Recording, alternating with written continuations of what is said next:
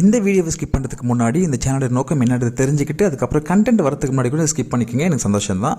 இந்த சேனலோடைய நோக்கம் என்ன அப்படின்னு தெரிஞ்சுக்கணும்னா, இதோடைய பறவையோடைய நோக்கம் தான் இந்த சேனலோட நோக்கங்க. ரொம்ப சுருக்கமாக சொல்லிடுறேன். அப்போ பறவையோட நோக்கம் என்ன அப்படின்னு கேட்டிங்கன்னா, பறவைக்கு வந்துட்டு ஆறாவது அறிவில்லை, அதனால் சிந்திச்சு தனக்குன்னு ஒரு நோக்கத்தை ஏற்படுத்திக்கிட்டு அது செயல்களை வந்து செய்யறதில்லை. ஆனால் அதோடைய செயல்கள் மூலயமா இந்த சமுதாயத்துக்கு ஏதோ ஒரு நன்மை கிடைக்குது. அது என்னன்னு பார்ப்போம். ஆனால் மனிதர்களுக்கு வந்து இங்கே ஆறாவது அறிவு இருக்குது. அந்த ஆறாவது அறிவில் எனக்கு என்ன சிந்தனை வந்ததோ அதை நான் என்னோட நோக்கமாக எடுத்துக்கிட்டு என்னோட நோக்கத்தை நோக்கி நான் பயணிக்கிறேன். அதுதான் இந்த சேனல் முழுக்க நான் வீடியோவாக காமிக்கிறேன். ஓகே, எனக்கு என்ன சிந்தனை வந்தது அப்படின்னு நீங்கள் தெரிஞ்சுக்கணுன்னா, முதல்ல சுருக்கமாக என்னை பற்றி சொல்லிடுறேன். என் பேர் சுந்தர். நான் வந்து ஒரு MBA பட்டதாரி. அது மட்டும் இல்லாமல் நான் ஒரு ப்ராக்டிசிங் லாயர், அதாவது இளம் வழக்கறிஞர். ஆனால் என் அப்பா அம்மா வந்து படிக்கலை. அப்படி இருக்கும்போது நான் இந்த இடத்துக்கு வந்திருக்கேன்னு சொன்னால் அதில் என்னுடைய கடுமையான உழைப்பும் விடாமுயற்சியும் இருக்குது.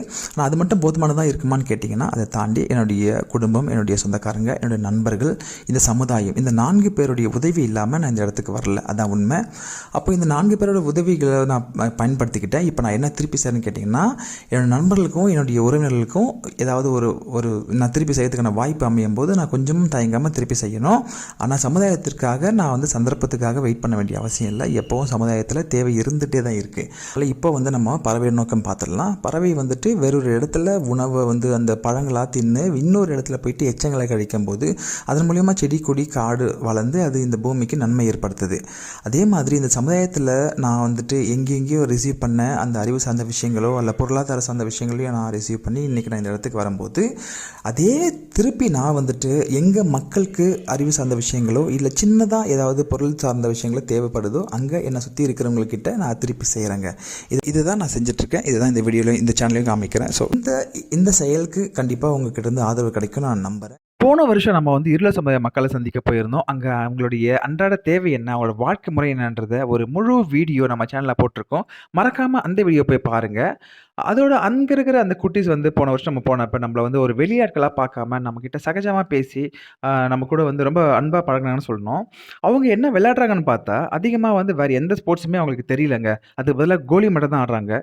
இந்த வருஷம் நம்ம அதே கிராமத்துக்கு போகும்போது ஃபஸ்ட்டு அவங்க இருந்து அந்த கோலியை பிடிங்கிட்டு கிரிக்கெட் விளையாடுறதுக்கு தேவையான திங்ஸ் எல்லாம் வாங்கிட்டு போயிருந்தோம். அதை கொடுத்து பசங்களுக்கு வந்து டைவர்ட் பண்ணியிருக்குன்னு நம்ம சொல்லணும். கிட்டத்தட்ட வந்து ஸ்போர்ட்ஸில் வந்துட்டு ஆர்வம் வரணும், பசங்க வந்துட்டு ஸ்கூல் ஏதாவது ஸ்போர்ட்ஸ் வச்சாலும் கலந்துக்கணும், இந்த மாதிரி கோலி ஆகிட்டு கூடாதுக்காக தான் இந்த ஒரு சின்ன ஒரு முயற்சி. அதில் வந்து நம்ம அவங்களுக்கு வந்து சொல்லிக் கொடுத்தோம், கிரிக்கெட்டை சொல்லிக் கொடுத்து விளையாடணும்.